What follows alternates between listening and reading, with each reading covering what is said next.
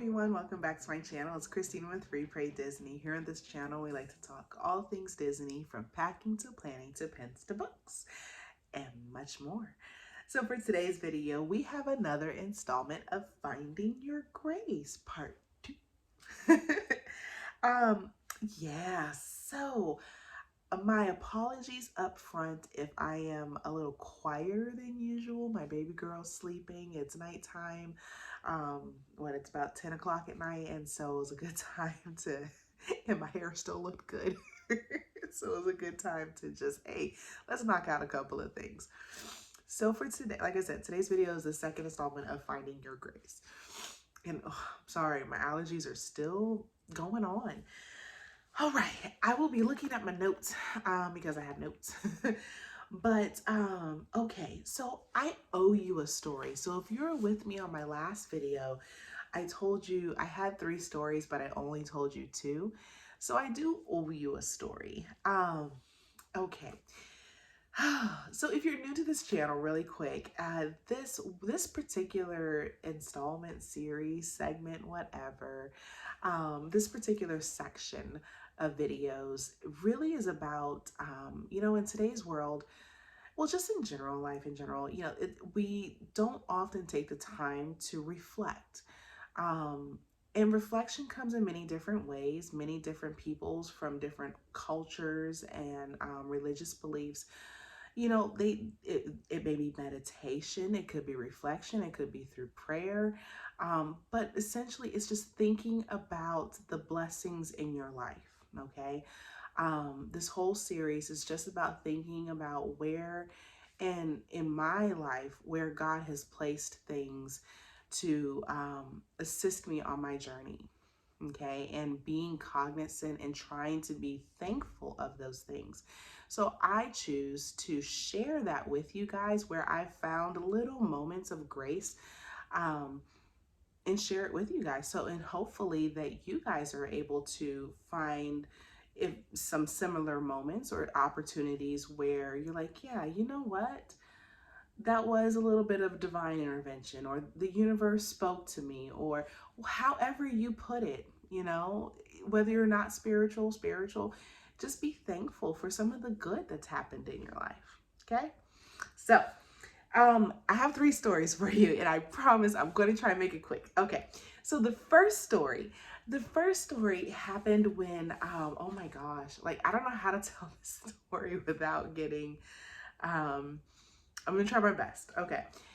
If you've been with me for any period of time, you may have heard me mention every once in a while that it is what it is, but I unfortunately was not able to conceive my daughter in the normal fashion. I needed medical intervention. So my daughter, we had through IVF. But prior to that, prior to the IVF, I had several miscarriages, and the process of all of that, it takes a toll, right? And sometimes you think you're like, all right, I'm good, I got this, and then you don't. So what happened was, I was in my first trimester, really probably within I don't even think I was 3 months pregnant at the time. And my daughter is now 7, and she is a blessing beyond measure. But when I was pregnant with her, especially within the first trimester, I could not, and if anybody's ever been through this, I think you might know the feeling, is that I was happy. Don't get me, I was very happy, overjoyed about becoming pregnant, being able to carry my own child. And I couldn't get out of my head. I felt like I couldn't be too happy, because something could happen, if that makes sense. And if you know, you know. And so one particular day, I remember that, so let me just caveat, sidestep really quick. The job that I had an office, and I had an office all to myself. And usually what I would do is I played music on Pandora while I worked. And so every night when I worked, before I left for the day, I was very much in the habit of shutting down my computer all the way. Like I shut it down, power off, okay, every day. And I'm a person of, I'm very routine oriented. Like I will do the same thing all the time. So there was no way that I didn't shut my computer off. So, because this plays into this. So what happened was, it was one particular morning, I was walking into work, and I had a little bit of a walk from where the parking garage was to my office, because I worked on a college campus. And yeah, I could not get out of my head. I was feeling some kind of way. I was spiraling. I was spiraling, and I was drowning in my fear. And I knew in my head and in my heart, in my heart, I knew I needed not to be so, be thankful, be happy, be joyous, but I couldn't get out of my head. So I say that to say is because when I got into the office, I was a mess. I had to close my door. I had to get myself together. And because I had to see some students. And so I closed my door. I turn on my computer, doing my routine things, So I turn on my computer, fix my stuff. And I kid you not, I turned on my computer, and I remember I was putting my purse and stuff into the drawer that's next to me, and a song came on. And I told y'all last time in this video series that I feel like God a lot of times speaks to me through music. And this was I think probably, I don't know if it's the first incident that this has happened, but this is the one that is burned into my soul. So I turned on my computer, and I'm putting my stuff away, and I'm still trying to wrap my head around, hey, come on. But I couldn't pull myself out of it. It was like a feeling of quicksand, like I just couldn't. I knew I needed to, but I couldn't. And the song came on, and it was, don't worry about a thing. Every little thing's gonna be all right. And I had to stop. And I was like, okay, don't worry. Oh my gosh. I had to stop. And it just, and guys, when I tell you, I had not pulled up Pandora yet. All I did was push the on button and sign in. I hadn't pulled anything up yet. So why was how did Pandora just pop up and start playing? And then let alone play that, that wasn't even on the playlist before. Like that wasn't what I was listening to the day before. Like, that's what I'm talking about. It's things like that. That was grace. And I carry that grace with me to this day. When I feel things and I can't pull myself out of it, and I know that I am spiraling, I revert back to that song. I mean, the feeling of peace that came over me when that song came on, it's like nothing I had felt before, until, last week's story of the other song. So that was the song, that was the story that I owed you from last time. Okay, so 2 new stories, not about music this time. So 2 new stories. Okay, so you guys know I'm a teacher, and it's testing season. That's all I gotta say. So here, where I'm at in Virginia, we, the kids here, do the writing, their writing SOL, or writing standardized test, is done in May, because the essays have to be graded, or excuse me, in March, because the essays have to be graded, and then May they take the reading assessment. So this past few weeks we have been going through that. We've been doing the whole testing thing, standard. If you're in schools and standardized testing is happening. Okay. It's a chaotic, stressful time. So, I got to test this lovely young lady. She is a special needs student, and she has a one-to-one. So that means she has an aide, usually a para or an aide, someone with her, an adult with her at all times. Unfortunately, on our campus, she is known as the Screamer. This child has oftentimes, and it's due to her disability, but she, talk about spiraling. There are times that she can't get out of her own head. She lets things get to her, and so she doesn't know how to cope with her emotions, and so she screams. She runs and she screams, and you can hear her just about anywhere in the building. And this is a 2-story building. You could hear her just about anywhere. So she, but that's just unfortunately because she is in a self-contained class, which means she's not a kid that rotates to other classes, like a gen ed student would do. She stays in one classroom in one space. Like I think she goes to her schedule is such that she goes to maybe like her elective classes like art or PE, but her core content classes are in one space. That's what self-contained means. I mean, it's contained. So we have those students, and she's a part of that class. So all that to say, I mean, you know, as much as I want to say that it's human nature, but it's inexcusable. When I was told who I was going to be testing, I was like, oh boy, I'm gonna have to. I said, so that literally, I was like, okay, oh boy. Not that I don't dislike the kid, because the kid and I, we've had run-ins before, and you know, our interaction has always been fine. But her interactions with other people have not always been as such. And again, like I said, she's known as the Screamer. So she came to my room, and I promise you, like 4 teachers the day before come to me like, okay, Clayton, this is what you need to do. You know, you need to make sure you do this, make sure you do that. Don't do this, don't do that. Have sanitary wipes, you know, because and have all of these cleaning supply, have all these things, because she's also a germophobic. She's germophobic, not germophobic. She's germophobic, and the pandemic didn't help any. So make sure I had masks, make sure I had all these things, right, to help her, make her comfortable.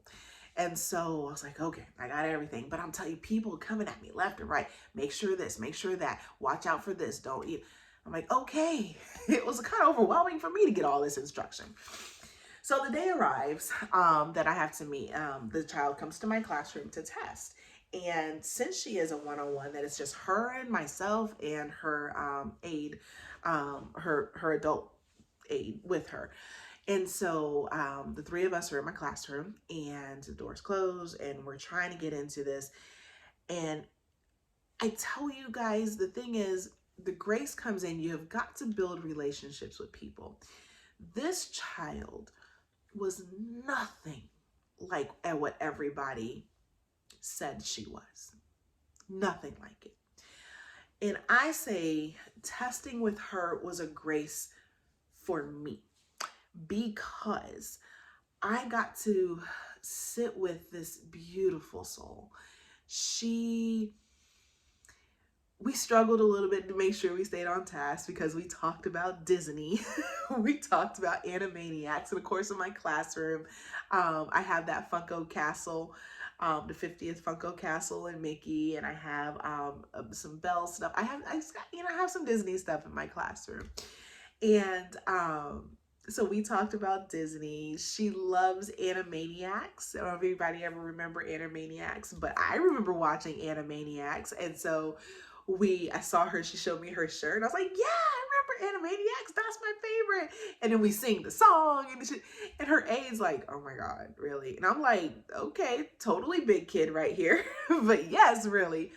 But it was so wonderful to be with her and to meet her and to really have some quality time with her. We got hugs. We got, it was just, she doesn't, she doesn't really hug people because she is so germophobic. She doesn't generally hug people. I couldn't keep the girl off of me. It was lovely. It was so lovely. And I was just,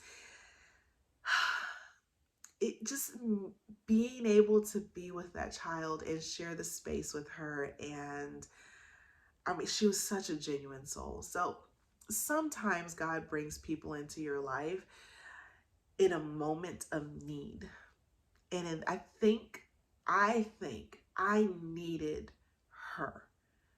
I think we needed each other. I think she needed me. She needed somebody who would get her. She needed somebody who wasn't going to snap at her or tell her, hey, you shouldn't be doing that. Remember?